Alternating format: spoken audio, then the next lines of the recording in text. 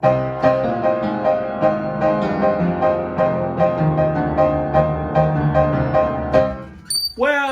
everyone to an installment of Newt Reviews, Joker. I keep wanting to say The Joker, but it's just called Joker.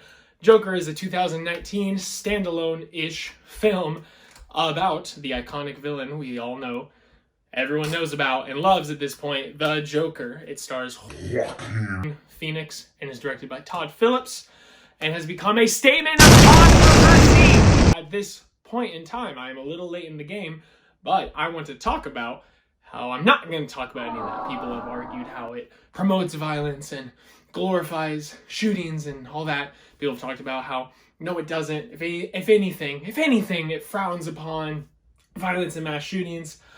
I'm on neither end of this spectrum because it's a comic book character. You can argue that this movie is a drama, a completely different take on comic book movies up to this point, a character study. I've heard that millions of times at this point, it feels like. But at the end of the day, it's a comic book movie.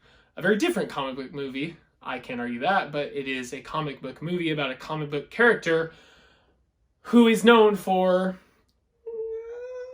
being violent and enjoying being violent. And if that's in the movie, then that makes sense, because it's a comic book character! With all the controversy pushed aside, now at the beginning, we can talk about this movie for what it is. A movie about a comic book character. Now, the Joker.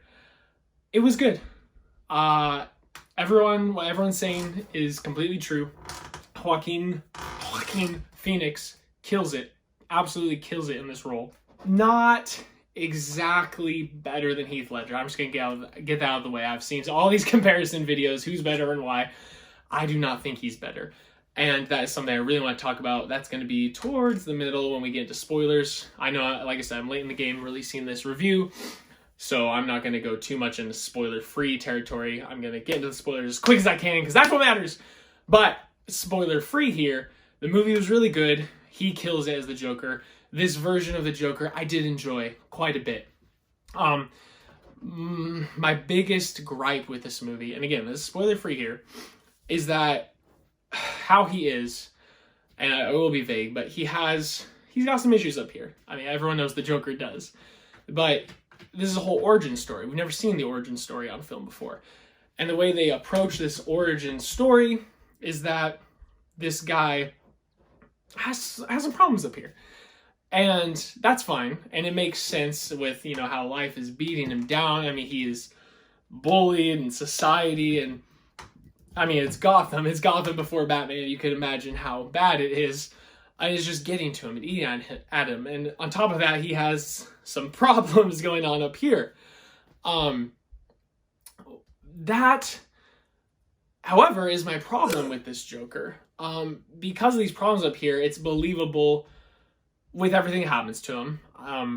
And everything that is going on up here, and how many times do I have to do this? Everything is going on up there. And how life is just beating him down. It makes sense how he's driven to insanity. The problem is the kind of insanity I feel like he's driven to is more of a dumbed down kind of just nutty person. Not someone who could, go toe-to-toe with Batman. It seems more like someone who could definitely end up being a mass serial killer, but not someone who has the wits and end control kind of power that he could go against Batman. Because that's the whole thing with the Joker, is he's nuts, he's crazy, he's all over the place, but at the same time, it's controlled chaos. I feel like that's one of the top reasons why Heath Ledger is the best Joker, is he's nuts, he does that perfectly, insane, crazy for sure. But at the same time, you never for a moment doubt that he doesn't have a master plan at work. He always does. And he says the whole thing like, chaos, and you want to watch the world burn, and he for sure does, but he has a mastermind plan to get to that point. And it's very evident. And this Joker doesn't seem like the mastermind kind of guy. He seems like a crazy lunatic, stabby stab, rando kind of guy that really doesn't have a plan. And now with that, my biggest thing with that, I'm just gonna go ahead and give spoiler warning because I'm gonna get into the spoilers now because this is my biggest point. He wanted to kill himself. It's implied towards the middle of the movie and the end.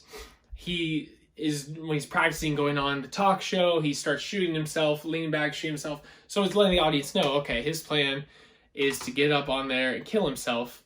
Because, the whole thing of, I hope, the running joke in his journal that we see, I hope my death makes more sense, C-E-N-T-S, than my life. Great pun, great joke. Honestly, should have said that at the comedy club. But so we see he's going to kill himself. That's his plan. But when he gets to the talk show, he randomly, and again, that's fine because it's the Joker. He's all about random and chaos. He shoots the guy and lives, but that wasn't his plan. He didn't have a master plan. Even when he gets in the cops, and the cops take him, and he's going to jail, he's saved by chance. And he's like, oh, I'm this iconic figure now. So if they do a sequel, I don't think Joaquin wants to do a sequel, from what I've seen. But if they do, they're going to have some sort of way of making him much smarter. Because at this point, he just seems like a crazy loon. And his rise to power is really just by chance. I mean, we see that he becomes an iconic symbol when he, kills the 3 guys in the subway. And accidentally becomes the symbol because he's dressed in the clown suit. And he sees that and he finds his purpose that way. But that's all random. He had no master plan. He still doesn't. Even at the end, we see him running out of the jail cell in the blood footsteps. I'm assuming he killed the lady. But he's just running around like a crazy loon. At this point, he's no different from any other just crazy serial killer who's lost their mind. There's nothing other than him wearing a Joker makeup and Joker suit. There's nothing that makes him the Joker. There's no master plan. I don't see him being able to take on Batman. Unless they do a sequel and there's some sort of transformation and now he's as smart as Heath Ledger's Joker, so he's both in control and out of control at the same time. But for now, he's just out of control. I can't stress it enough. It just seems like there's nothing that makes him different than just some serial killer that wore a clown suit.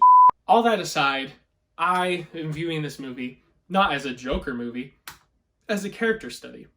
I honestly feel like it's a serial killer movie, as, kind of maybe messed up as that sounds. It just is what it is to me, and I enjoy it for that. I do enjoy it. There's Bruce Wayne, young Bruce Wayne, and they even go as far as to show, the parents being killed, and Bruce Wayne being orphaned through this new Joker rising of all the Joker disciples. I enjoy that, but the problem is, again, I can't stress enough, this isn't the Joker that we know and love. It is just a deranged serial killer. So until they figure out how to fix that, I'm viewing this as a serial killer movie, a character study on how someone with all the correct strings pulled and all the correct bad days in order and, just the beatings and the job losses and all that. That's what I mean by all the gears turning the perfect way to drive someone nuts. That's one of the biggest reasons I love Breaking Bad. At the end of the day, Breaking Bad is a TV show about what scenarios can drive a great man into a horrible man. Essentially, that's the plot of this movie, just there's some mental illness at hand that comes into play, and so it makes it a little different. And that's actually what I want to get into now, is this movie has a lot to say about mental illness. People are talking about the violence and the gun shootings and all that. I don't want to get into all that, as I said at the beginning. But this movie, if anything, is glorifying the idea of awareness to mental illness and how big an issue it actually is. If you notice in this movie, everyone writes the Joker off, like the psychiatrist lady, it stopped being funded. He can't get help anymore. And that's very clear that's what this movie is. The message I felt it was trying to get across is that mental illness is a real thing. And honestly, up until the last few years, it hasn't really been taken seriously, and it is now. So this is a great time for this movie to come out with that message. I thought it was an awesome message. I honestly look forward to seeing this movie again. I do think it was very good. Not the best Joker. Pretty good Joker. I believe they can fix it. The problem is Joaquin Phoenix only wanted to do this one. Maybe he'll do a sequel. Maybe they'll find a great way to make it so he becomes smart enough to be the Joker we all know and love. For now, the Class B Joker compared to Heath Ledger's Class A Joker. Pretty good, not as good. I see this as a serial killer movie more than a Joker movie. But what wins me over is that laugh. His laugh is just, it's haunting, it's disturbing. It's as great a Joker laugh as I could ever want. I would say it's better than Heath Ledger's. So that right there, whenever he laughed, and luckily he laughs a lot in this movie, I see it as better than Heath Ledger's laugh, at least. Not better than Heath Ledger's Joker, don't get me wrong. But when I say I see this as a serial killer movie more than a Joker movie, that brings me, okay, this is a Joker movie, because when you hear that laugh. And I enjoy that, at least. That brings it back down to being a Joker movie. So hopefully Joaquin does sign up to make a sequel, because he would be good if they just fix these problems. I should have stressed, it's nothing to do with Joaquin. It has to do with the way the character was written. So hopefully they fix that if they do make a sequel, because I think he is the best Joker since we can't have Heath Ledger anymore. RIP! But he is the next best one, and so I hope he does sign up for a sequel and they fix the problem I've talked about. Man, this is a long review. Let's wrap it up. I'm feeling a 7 out of 10 on this movie, Joker.